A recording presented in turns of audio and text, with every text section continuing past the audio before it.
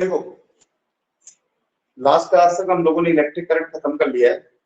आज हम लोग नए चैप्टर स्टार्ट कर रहे हैं, magnetic effects of current. Introduction हो पाएगा, केवल इंट्रोडक्टरी लेक्चर है। मैग्नेटिक इफेक्ट्स ऑफ करंट क्या? देखो, जब करंट इलेक्ट्रिसिटी पूरी हो जाती है तब तक हम लोग उस वक्त करंट का हीटिंग इफेक्ट पढ़ चुके होते हैं कि करंट के अंदर इतनी एबिलिटी है कि अगर वो किसी रेजिस्टेंस वायर से जाएगी तो उसको हीट अप कर देगी। करंट का एक केमिकल इफेक्ट होता है, बहुत पहले कभी फिजिक्स में चला करता था, लेकिन आज उसको इलेक्ट्रोकेमिस्ट्री में डाल दिया है। तो करंट का एक केमिकल इफेक्ट भी होता है और करंट का एक थर्मल इफेक्ट भी होता है, जिसके अंदर हम लोग Seebeck effect, Thomson effect, Peltier effect वगैरह ये पढ़ते हैं। तो वहां तक जहां तक करंट इलेक्ट्रिसिटी खत्म होता है, हम लोगों को अलग अलग जाता है ना कि हम लोगों ने करंट के बारे में सब कुछ पता चल गया, लेकिन करंट का एक इफेक्ट जो है वो बाकी रह जाता है और वो है मैग्नेटिक इफेक्ट्स ऑफ करंट। तो सबसे पहली बार इस इफेक्ट को आइडेंटिफाई किसने किया, सबसे पहले देखा किसने है? ये जो है इसकी डिस्कवरी का जो क्रेडिट जाता है वो जाता है ओरस्टेड को, है ना। हेंस ओरस्टेड को एक क्रेडिट जाता है। ओरस्टेड ने सबसे पहली बार ये जो है ये effect, this effect identified by, this effect identified by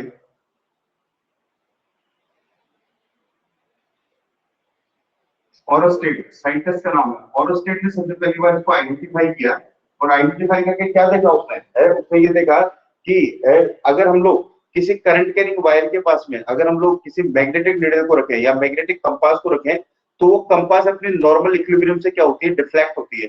देखो, अब बात करते हैं हम लोग कंपास क्या होता है। कंपास कंपास बेसिकली एक मैग्नेट होता है, इसके अंदर एक कॉइल होती है, इसके अंदर एक मैग्नेट होता है और बिल्कुल हल्का मैग्नेट होता है। इसको पाइवोट किया हुआ होता है, इसको पाइवोट किया हुआ है। ये फ्री टू रोटेट होता है ना। ये मैग्नेट का बना हुआ होता है और ये फ्री टू रोटेट होता है, घूम सकता है ये।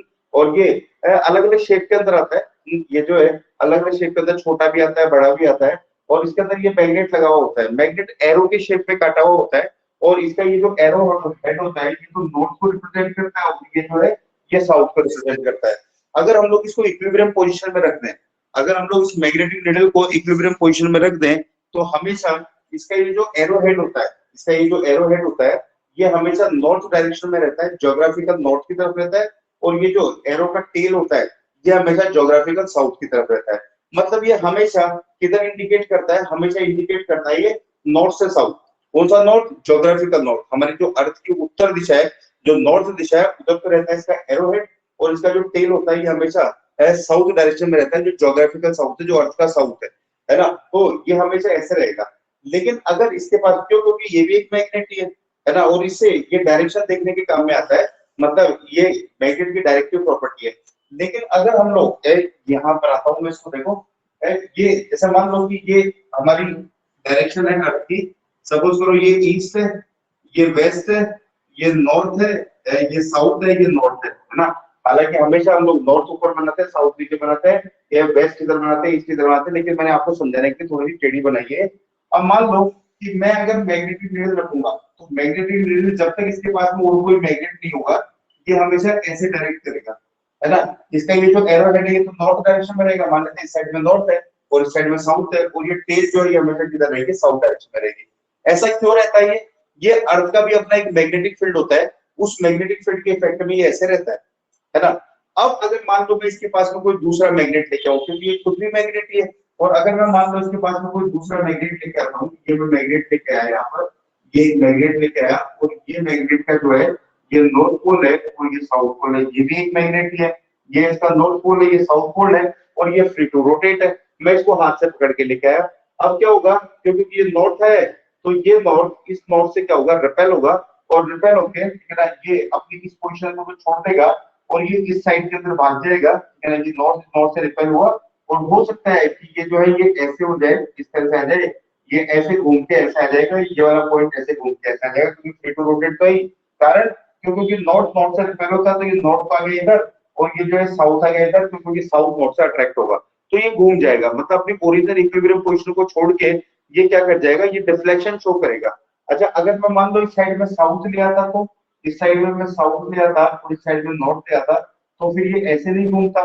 तब ये कैसे घूमता? तब ये जो ऐसे रखा हुआ था ये क्या होता है, ये नॉर्थ इसके पास में जाने की कोशिश करता और पास में जाने की कोशिश करता तो ये थोड़ा सा ऐसे टिल्ट हो जाता, थोड़ा सा ऊपर लेके आते हैं इसको।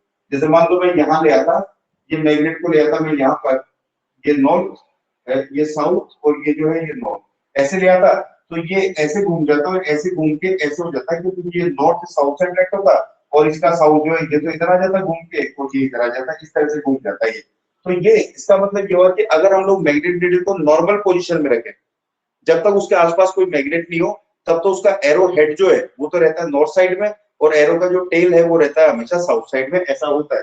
लेकिन अगर हम लोग इसके पास में एक्सटर्नली कोई मैग्नेट लेके आते हैं तो ये डिफ्लेक्शन शो करता है।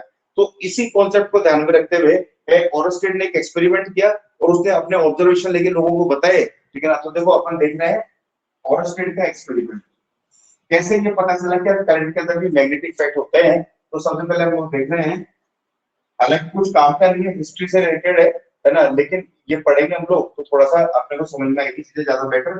तो हम लोग पढ़ रहे हैं experiment and observation of Oersted. Oersted ने क्या किया, ओरस्टेड ने एक सिंपल सर्किट बनाया, एक वायर दिया, सिंपल सर्किट बनाया, और ये जो है उस वायर को एक तो जोड़ा बैटरी के प्लस से, एक जोड़ा बैटरी के माइनस से, और ये बीच में लगाया इसको रियोस्टेट, ये रियोस्टेट लगाया, और ये बीच में लगाया इसने स्विच, ये स्विच लगाया, है ना। और ये जो है ये यहाँ पर, ये यहाँ पर इसने लगा दिया, ये क्या यहाँ लगा दिया इसने एक वायर, और ये जो वायर है इसका ये वाला एंड को रखा है इसने क्या, ये वाला एंड को रखा है इसने साउथ साइड में, मान लेते हैं इधर ये साउथ साइड है, ज्योग्राफिकल साउथ, और ये वाला एंड जो है ये रखा है इसने नॉर्थ डायरेक्शन में, मतलब जो अर्थ का नॉर्थ डायरेक्शन है। और इसके जस्ट नीचे, इसके जस्ट नीचे इसने एक मैग्नेटिक नीडल रखी, ये रखी एक मैग्नेटिक नीडल, ये मैग्नेटिक नीडल है, और मैग्नेटिक नीडल तो डेफिनेटली मैग्नेटिक नीडल ऐसे रहेगी, इक्विलिब्रियम पोजीशन के अंदर ये मैग्नेटिक नीडल रहेगी ऐसे, क्योंकि इस साइड में नॉर्थ है, इस साइड में साउथ है, ठीक है ना, और इस साइड में वेस्ट है, और इस साइड में मान लेते हैं ईस्ट है, ये ऐसे रहेगी नॉर्थ। अब वो ले रहा है अपने ऑब्जर्वेशन, ये इस वायर के अंदर ये स्विच है, ये रियोस्टेट है, और ये जो है ये बैटरी है, ये प्लस माइनस ये बैटरी है। तो ये ऑब्जर्वेशन क्या ले रहा है, इसका ऑब्जर्वेशन में इस साइड में लिख रहा हूँ, ये साउथ में यहाँ पे हटाता हूँ, वैसे इसको छोटा करें।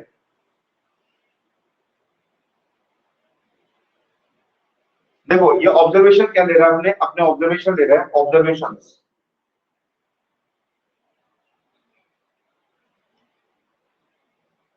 ये ऑब्जर्वेशन के अंदर अपन एक टेबल बनाते हैं, और देखो ये है करंट इन वायर, यहाँ पे ले रहे हैं हम लोग करंट इन वायर, इस वायर का नाम रख देते हैं अपन X Y, current in wire X Y, ये एक्स ये वाई, इस वाले वायर के अंदर करंट, और ये जो है इधर ले रहे हैं हम लोग डिफ्लेक्शन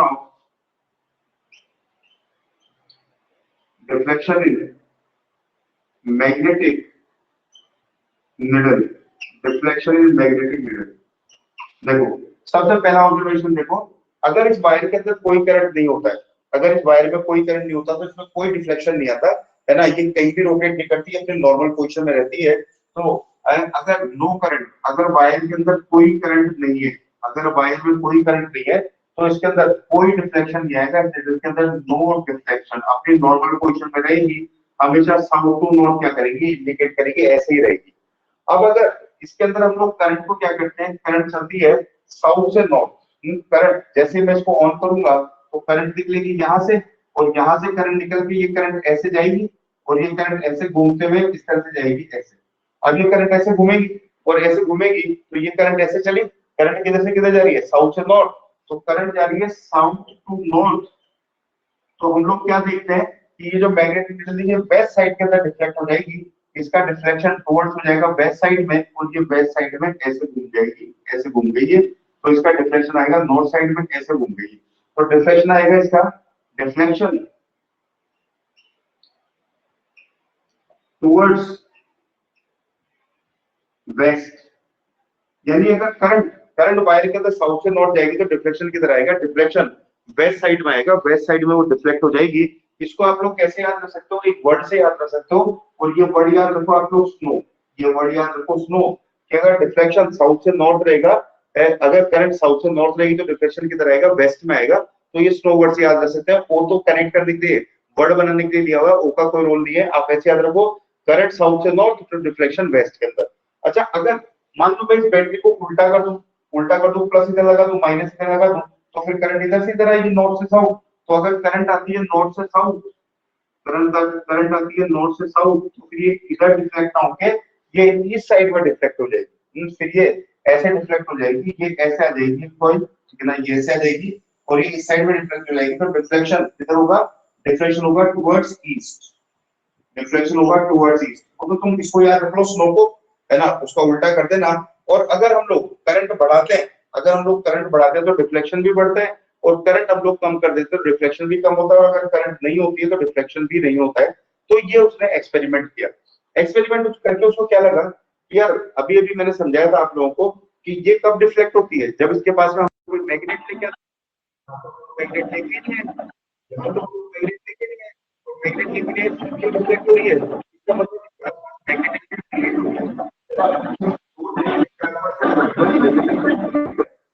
आसपास मैग्नेटिक फील्ड क्रिएट हुआ है ना भाई। यहाँ तो हम लोग मैग्नेट लेके ही दिया है ना, और मैग्नेट लेके दिया है, लेकिन फिर भी यहाँ ये डिफ्लेक्ट कर रही है, इसका मतलब ये हुआ कि इसके आसपास मैग्नेटिक फील्ड क्रिएट हुआ है। अच्छा, वो मैग्नेटिक फील्ड किसने क्रिएट किया है, करंट के अकॉर्डिंगली। अगर करंट का डायरेक्शन चेंज कर रहे हैं तो इसका डिफ्लेक्शन का भी डायरेक्शन चेंज हो रहा है। तो करंट के अकॉर्डिंगली ये क्या हो रही है, करंट के अकॉर्डिंगली इसका डिफ्लेक्शन चेंज हो रहा है। इसका मतलब ये करंट जो है ये मैग्नेटिक फील्ड क्रिएट कर रही है। तो कंक्लूजन कंक्लूजन क्या निकाला उसने, कंक्लूजन ये निकाला कि जो करंट कैरिंग वायर होता है, current carrying wire, current carrying wire always create magnetic field around it. अपने चारों तरफ ये क्या करता है, मैग्नेटिक फील्ड क्रिएट करता है। और उस मैग्नेटिक फील्ड के अंदर अगर कोई मैग्नेटिक नीडल रखी हुई है तो वो क्या करती है, वो डिफ्लेक्शन शो करती है। ये ओरोस्टेड का एक्सपेरिमेंट था और उसके ऑब्जर्वेशन थे। 2 मिनट स्टे करो इस पेज पे, पढ़ो इसको दोबारा एक बार, सोचो, और उसके बाद में स्क्रीनशॉट लेके आगे बढ़ते हैं।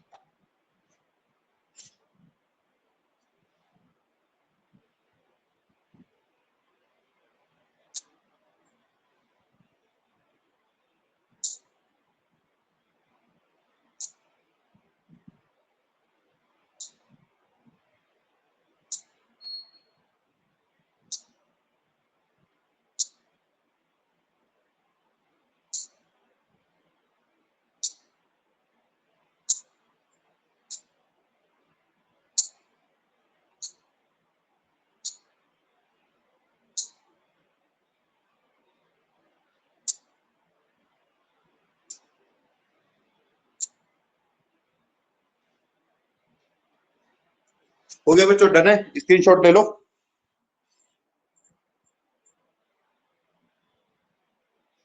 अब इसका मतलब ये वायर मैग्नेटिक फील्ड क्रिएट कर रहा है, कितना क्रिएट कर रहा है वो अभी हम लोग देख लेंगे, लेकिन उससे पहले थोड़ा सा मैग्नेटिक फील्ड को हम लोग समझ लेते हैं।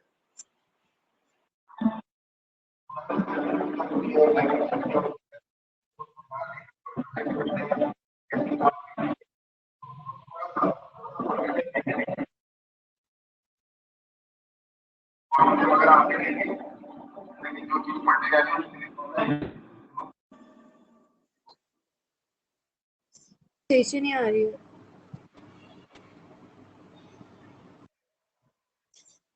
हम लोग बात कर रहे हैं मैग्नेटिक फील्ड।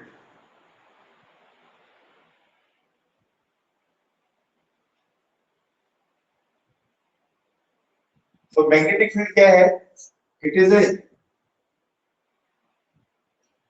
स्पेस और फील्ड। किस किस के आसपास होगा ये फील्ड, या तो किसी मैग्नेट के आसपास होगा, मैग्नेट भी अपने आसपास मैग्नेटिक फील्ड बनाती है। और दूसरा, अब हमें ये पता चल गया कि कोई करंट कैरिंग वायर भी अपने आसपास एक ऐसा स्पेस बनाएगा, एक ऐसा फील्ड बनाएगा जिसके अंदर अगर कोई दूसरा मैग्नेट लेके आए तो वो मैग्नेट क्या करेगा, वो मैग्नेट डिफ्लेक्शन शो करेगा। और या मैग्नेटिक निडल लेके आए तो वो मैग्नेटिक निडल डिफ्लेक्शन शो करेगी। इट इज ए स्पेस और field around it magnet around a magnet or current carrying wire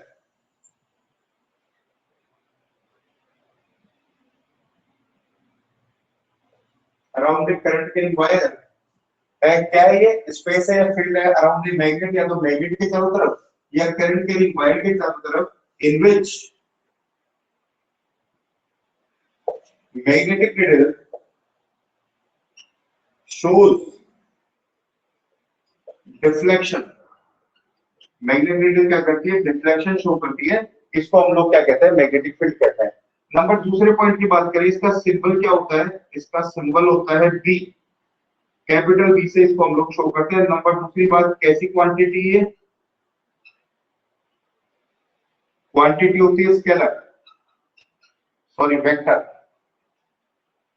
ये क्या बोल गया मैंने ब्लंडर कर दिया मतलब इसमें तो डायरेक्शन बड़ी इंपॉर्टेंट है वेक्टर ये कैसी क्वांटिटी होती है वेक्टर अच्छा डायरेक्शन इसका कहां से का होता है आउटसाइड द मैग्नेट है ना इसका डायरेक्शन होता है नॉर्थ से साउथ और ये जो है कर्व भी होती है मैग्नेटिक लाइन से शो करती है इसको इसके वेक्टर को डायरेक्शन तो अपन बाद में निकालना सीखेंगे अभी नहीं निकाल पाएंगे डायरेक्शन पर ध्यान रखना डायरेक्शन होता है इसके अंदर उसके बाद में इसका यूनिट क्या होता है इसके तीन बड़े इंपॉर्टेंट यूनिट है और तीनों इक्वली इंपॉर्टेंट है पहला यूनिट याद रखोगे आप लोग टेस्ला पहला यूनिट याद रखोगे टेस्ला निकोला टेस्ला के नाम पे साइंटिस्ट के नाम पे कैपिटल टी से शो करते हैं दूसरा याद रखोगे आप वेबर पर मीटर स्क्वायर वेबर भी साइंटिस्ट का नाम है वेबर पर मीटर स्क्वायर वेबर को डब्ल्यू भी लिखते हैं लोग और यह आ जाएगा डब्ल्यू भी अपॉन मीटर स्क्वायर तीसरा एक याद रखोगे आप लोग newton upon ampere into metre ये भी एक तीसरा यूनिट है F इक्वल टू IN भी sin थीटा से निकलता है आगे आएगा फॉर्मूला उसके बाद में एक लास्ट हम लोग निकाल ले इसका पॉइंट डायमेंशन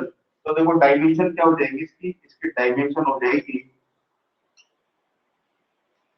डायमेंशन आप इस फॉर्मूले से इससे इस यूनिट से निकाल सकते हो newton upon ampere into metre क्योंकि न्यूटन का अपने को पता है m1 L1 T-2 होता है एम्पीयर का अपन लिख देंगे A1 और मीटर का लिख देंगे हम लोग L1 तो इसको सॉल्व करेंगे तो ये आ जाएगा m1 L1 से L1 कैंसिल हो जाएगा L0 T-2 A-1 ये इसका डायमेंशन हो जाएगा तो स्टे करेंगे इस पेज पे 30 सेकंड के लिए पढ़ेंगे इसको स्क्रीनशॉट लेंगे ये है मैग्नेटिक फील्ड कहां पाया जाता है मैग्नेटिक फील्ड या तो किसी मैग्नेट के अराउंड या फिर किसी करंट कैरिंग वायर के अराउंड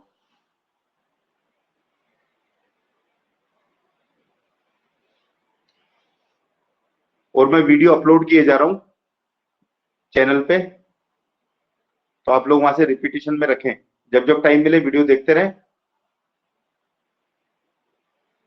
हर लेक्चर में अपलोड कर देता हूं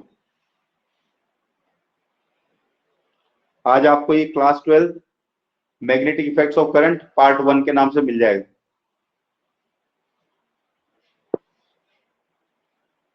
हो गया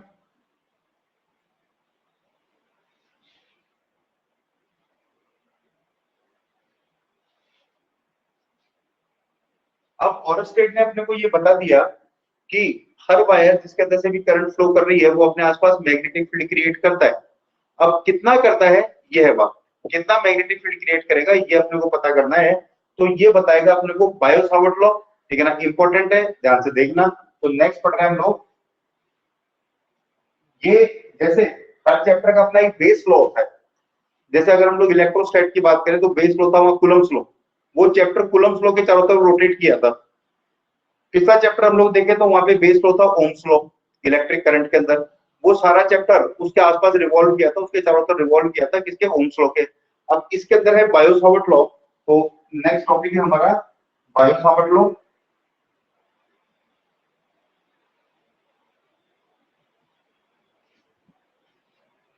तो नेक्स्ट पढ़ रहे हैं हम लोग Biot Savart's law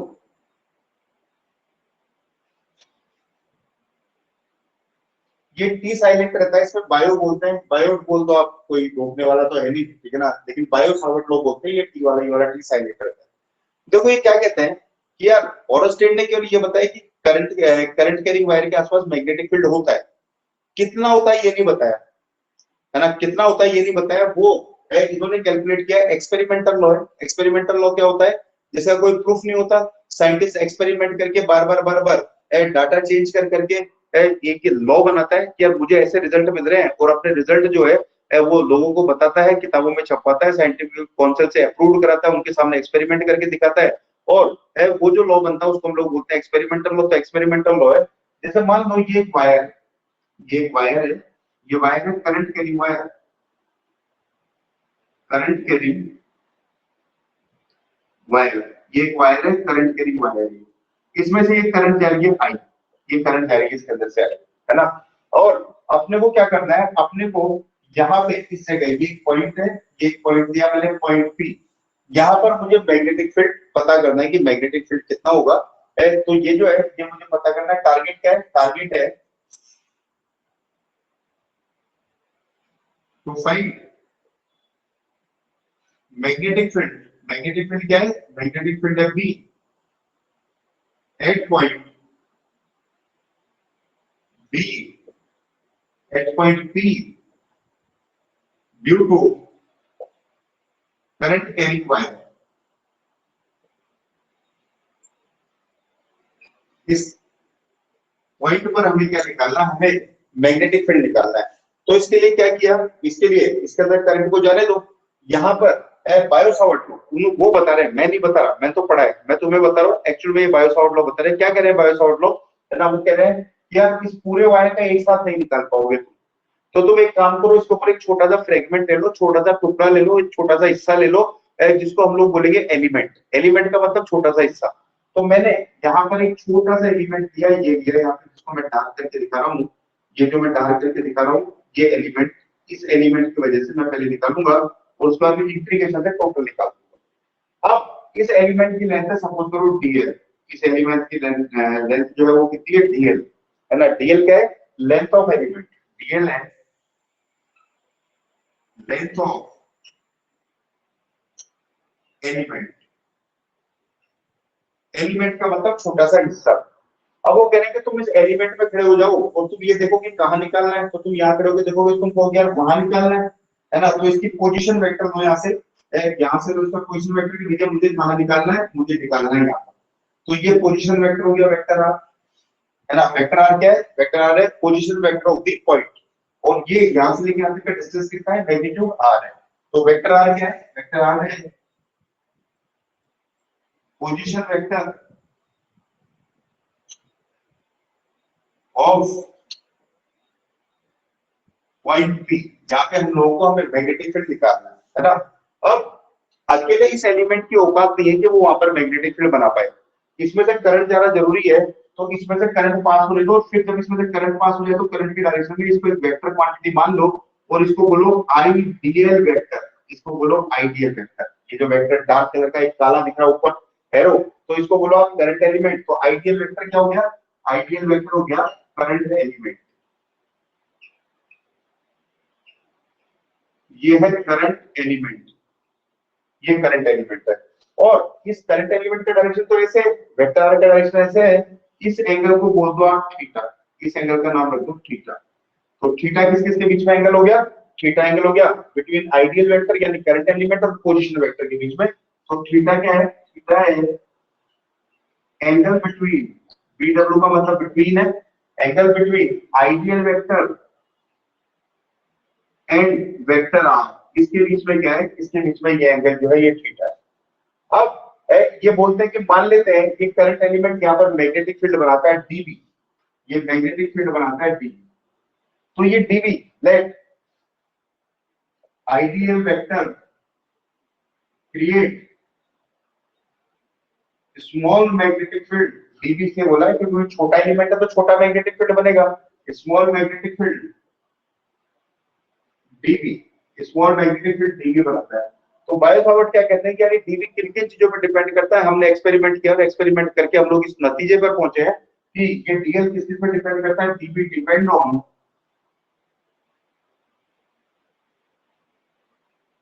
dB depend on किन किन चीजों पर डिपेंड करता है। नंबर पहली बात, डीबी जो है वो डायरेक्टली प्रोपोर्शनल होता है आइडियल के। डीबी डायरेक्टली प्रोपोर्शनल होता है आइडियल के। आप चाहो तो इनको अलग अलग भी लिख सकते हो कि करंट के डायरेक्टली प्रोपोर्शनल होता है डीएल, चलो मैं अलग अलग लिख देता हूँ। डीबी डायरेक्टली प्रोपोर्शनल होता है अमाउंट ऑफ करंट, ज्यादा करंट ज्यादा मैग्नेटिक फील्ड, कम करंट, कम मैग्नेटिक फील्ड। दूसरा, डीबी जो है वो डायरेक्टली प्रोपोर्शनल होता है आपके एलिमेंट की लेंथ कितनी है। आपने डीएल इसके एलिमेंट की लेंथ मानी है ना, ये देखो लिखा भी लेंथ ऑफ एलिमेंट, तो डीबी जो है वो डायरेक्टली प्रोपोर्शनल होता है डीएल के। और नंबर तीसरी बात, डीबी जो है वो किस एंगल के, ये जो एंगल है थीटा, इस एंगल के साइन के डायरेक्टली प्रोपोर्शनल होता है, डीबी प्रोपोर्शनल होता है साइन थीटा। और नंबर चौथी बात, डीबी प्रोपोर्शनल टू होता है इस डिस्टेंस के आर स्क्वायर के रेसिप्रोकल होता है, ये 1/r² के डायरेक्टली प्रोपोर्शनल होता है ना। यानी आर स्क्वायर के क्या होता है, ये रेसिप्रोकल होता है ना। यदि आर क्या है, ये डिस्टेंस एलिमेंट से लेके उस पॉइंट तक का distance where you have to find magnetic field, जहां पे आप मैग्नेटिक फील्ड निकालने जा रहे हो उस डिस्टेंस पे, और जहां पे आपका एलिमेंट है उस डिस्टेंस के स्क्वायर के रेसिप्रोकल होता है। और तीनों को मिला के लिखे हम लोग बाय अबव 4 1 2 3 4, इन चारों से अगर हम लोग लिखे तो डीबी क्या आ गया, डीबी प्रोपोर्शनल टू आ गया आई डीएल साइन थीटा अपॉन कितना r², ये आ गया। अब प्रोपोर्शनल का साइन हटाएंगे तो एक कांस्टेंट आएगा, तो वो कांस्टेंट अपन इस पेज के बाद में लगाएंगे। उससे पहले आप एक बार इसकी रीडिंग करोगे, 30 सेकंड इस पेज पे स्टे करोगे, फटाफट रीडिंग करोगे और उसके बाद में इसका स्क्रीनशॉट लोगे। जल्दी करो और मुझे कमेंट करोगे कि क्या समझ में आएगा आपके।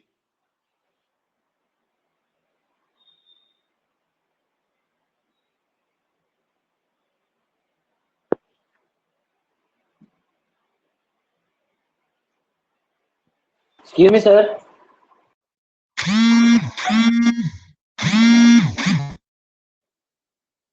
हाँ बेटा बोलो। सर यहाँ पे जो सर एंगल थीटा है ना, तो वो हाँ। सर किसी भी एंगल पे हो सकता है। हाँ किसी पे भी हो सकता है, 30 डिग्री पे हो सकता है, 60 डिग्री पे हो सकता है, 90 डिग्री पे हो सकता है। वो तो आपके करंट एलिमेंट और वेक्टर आर के बीच में डिपेंड करेगा। आगे करेंगे इस पर एप्लीकेशन साइंस के, डोंट वरी, सब आ जाएगा आगे। Okay sir. अच्छा, मुझे कल की क्लास का थोड़ा सा टाइम चेंज करना है। क्या हम लोग कल क्लास सुबह 10:15 बजे रख सकते हैं? सभी बच्चे बताओ, कमेंट करके बता दो मुझे, क्योंकि क्लास रिकॉर्ड हो रही है, आपकी आवाज भी रिकॉर्ड होगी, तो कमेंट करके बता दो केवल तीनों बच्चे।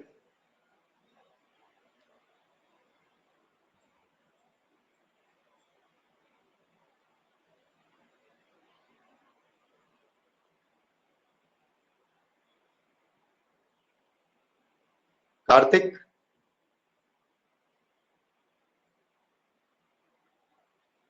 Okay done.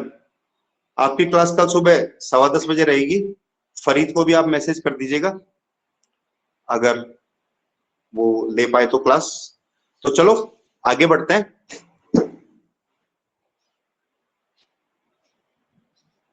स्क्रीनशॉट ले लो इसका।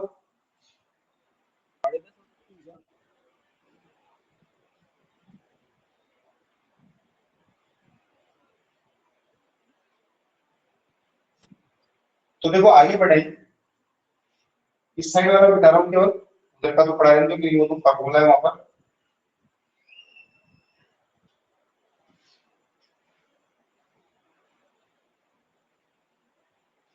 तो देखो ये dB आ गया, dB equal to ideal sin theta upon r², और प्रोपोर्शनल का साइन हटाएंगे तो एक कांस्टेंट अपीयर होगा, और वो कांस्टेंट आता है म्यू नॉट अपॉन 4 पाई। ये कांस्टेंट आता है म्यू नॉट अपॉन 4 पाई, इसको बोलते हैं म्यू नॉट, ये 4 पाई, ये कांस्टेंट अपीयर होता है।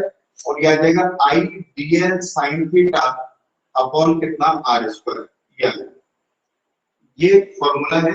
और अगर अपने को टोटल मैग्नेटिक फील्ड निकालना है, अगर अपने को टोटल मैग्नेटिक फील्ड निकालना है इस पूरे वायर का, तो बी टोटल कितना आ जाएगा, इंटीग्रेशन डीबी कर देंगे और डीबी की वैल्यू डाल दो। भाई इस पूरे वायर का अभी तो मैंने तो लिखते से का निकाला है ना, अगर पूरे का निकालना है मुझे तो ऐसे छोटे छोटे छोटे छोटे मान के पूरे का इंटीग्रेशन कर देंगे और डीबी की वैल्यू डालें, तो डीबी की वैल्यू ये है, क्या आ जाएगा, mu not upon 4 pi IDL sin theta upon r²। This is complete magnetic field, ये कंप्लीट मैग्नेटिक फील्ड आ जाएगा ये, ठीक है। उसके बाद में बात करते हैं हम लोग, ये म्यू नॉट क्या चीज है, 4 पाई तो चलो हमें पता है म्यू नॉट क्या चीज है। इस म्यू नॉट को बोलते हैं हम लोग magnetic permeability, magnetic permeability of air और वैक्यूम, ये नाम है इसका। मतलब क्या हुआ इसका कि अभी ये वायर, इसके आसपास का जो सराउंडिंग मीडियम है वो या तो एयर है या वैक्यूम है, उसके लिए मैग्नेटिक फील्ड परमिएबल कितना है। परमिएबल का मतलब होता है कि मैग्नेटिक फील्ड की जो फील्ड लाइंस है वो वहां से परमिएबिलिटी कितनी है, उसकी कितना मतलब बहुत अच्छा अंदर एंटर कितना कर सकती है। तो ये जो है ये इसको बोलते हैं हम लोग, जैसे अपनी सेल मेम्ब्रेन होती है, सेल मेम्ब्रेन हम लोग बोलते हैं कि जो बायोलॉजी के बच्चे वो समझ जाएंगे, सेल मेम्ब्रेन जो होती है वो क्या होती है, सेमी परमिएबल होती है। सेमी परमिएबल का मतलब क्या कि कुछ पार्टिकल को अलाउ करेगी और कुछ पार्टिकल को अलाउ नहीं करेगी। जैसे अगर मैं यहाँ पे मूव लगाऊं, जैसे मान लो मेरे हाथ में दर्द हो रहा है, मैं यहाँ पे मूव लगाऊं, आयोडेक्स लगाऊं या कोई भी वोलिनी जेल लगाऊं, तो वो अंदर चले जाएंगे, उसके मॉलिक्यूल मेरे दर्द को ठीक कर देंगे। लेकिन ऐसा नहीं है कि मुझे लग रहा है कि यार मेरे हाथ में ताकत कम हो गई, मेरी बाइसेप्स वगैरह जो है, ठीक है ना, ये मेरी बाइसेप्स वगैरह कमजोर हो गई, इसको दूध पिलाता हूँ तो मैं यहीं पे दूध डाल रहा हूँ, ठीक है ना, ग्लास लेके डायरेक्ट ऑनलाइन इसी मसल को पिला रहा हूँ, क्या ये मसल मजबूत हो जाए और मेरे बाइसेप्स वगैरह बन जाए। तो ऐसा नहीं होगा, मतलब दूध के मॉलिक्यूल नहीं जाएंगे। यहीं पे रोटी लेके मटर पनीर लेकर मटर पनीर यहाँ लगा के बैठाऊंगी, ऐसा नहीं होगा। लेकिन बायोटेक्स के बॉडी के वाले मॉलिक्यूल चले जाएंगे, तभी मतलब वो पास कितने हो रही है। सर आपकी वॉइस नहीं आती। उसकी वैल्यू क्या होती है, कि वैल्यू होती है mu naught.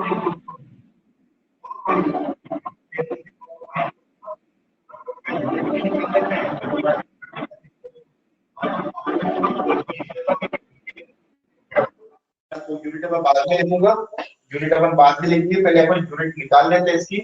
Unit of mu not, unit of mu not, देखो म्यू नॉट का यूनिट क्या होगा। यहाँ से अगर मैं म्यू नॉट का फॉर्मूला निकाल रहा हूँ तो म्यू नॉट का फॉर्मूला देखो क्या निकल रहा है, ये 4 पाई r स्क्वायर हो जाएगा, आइडियल साइन थीटा नीचे जाएगा, तो ये आ जाएगा mu naught equals to 4 pi r square dv के पास में जा रहा है, dv 4 पाई r स्क्वायर और आइडियल साइन थीटा जा रहा है नीचे। अब निकाल लो इसका यूनिट। पहला यूनिट देखो क्या निकलेगा इसका, पहला यूनिट v का पहला यूनिट क्या था, टेस्ला, इनटू 4 पाई का यूनिट होता नहीं है, r का यूनिट मीटर स्क्वायर, तो ये आ गया tesla into metre square upon current का यूनिट होता है एम्पियर, dl का यूनिट मीटर होगा क्योंकि लेंथ है ये, तो एम्पियर इनटू मीटर, और साइन थीटा का यूनिट होता नहीं है, 1 मीटर से 1 मीटर कैंसिल हो जाएगा, तो उसका यूनिट आ जाएगा tesla into metre upon ampere. पहला यूनिट तो ये आ गया, पहला यूनिट तो ये।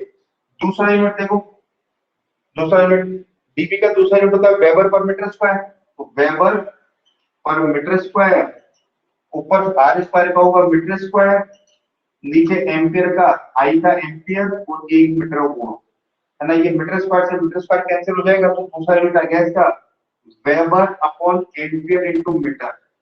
और तीसरा यूनिट और निकाल रहा हूं इसका, थर्ड यूनिट देखो ये मिटा रहा हूं मैं,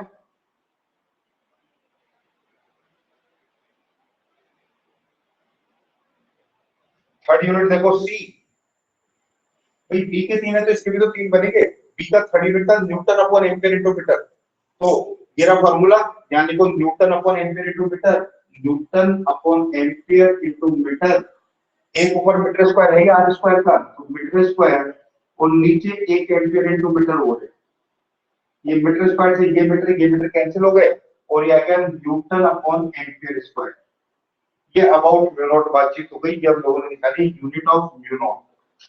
ये म्यू नॉट का फार्मूला निकाला हम लोगों ने, फार्मूले से हम लोगों ने क्या निकाल लिया, फार्मूले से निकाल लिया हम लोगों ने यूनिट। अच्छा, उसके बाद में हम लोग इसका डायमेंशन भी निकाल देते हैं, dimension of mu not.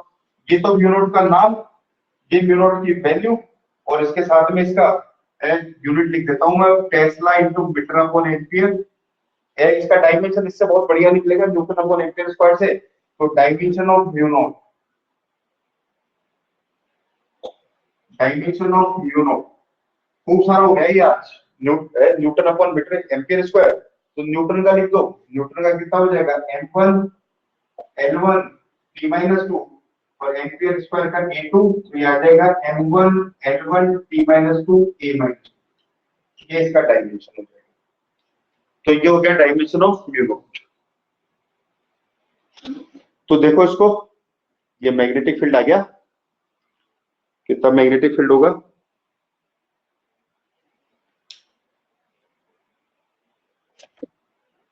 Screenshot ले लो इसका, यही रोकेगी आज क्लास, क्योंकि आगे इसकी एप्लीकेशन है। अब इसका यूज करके हम लोग अलग अलग स्ट्रक्चर का मैग्नेटिक फील्ड निकालेंगे, ये बेसिक टारगेट है। तो चलो बच्चों, bye bye, take care, all the best, have a great day. Next class में मिलते हैं, इसका स्क्रीनशॉट ले लो क्योंकि अभी बंद हो जाएगी फिर स्क्रीन। अगली क्लास में मिलते हैं, कल मिल रहे हैं हम लोग सुबह 10:15 बजे। मैं एक बार याद दिला दूंगा आपको, ग्रुप में मैसेज कर दूंगा, कल 10:15 बजे का याद रखें। तो बाय बाय बच्चों, गुड नाइट, पढ़ के सोना। Thank you sir. बाय बच्चों।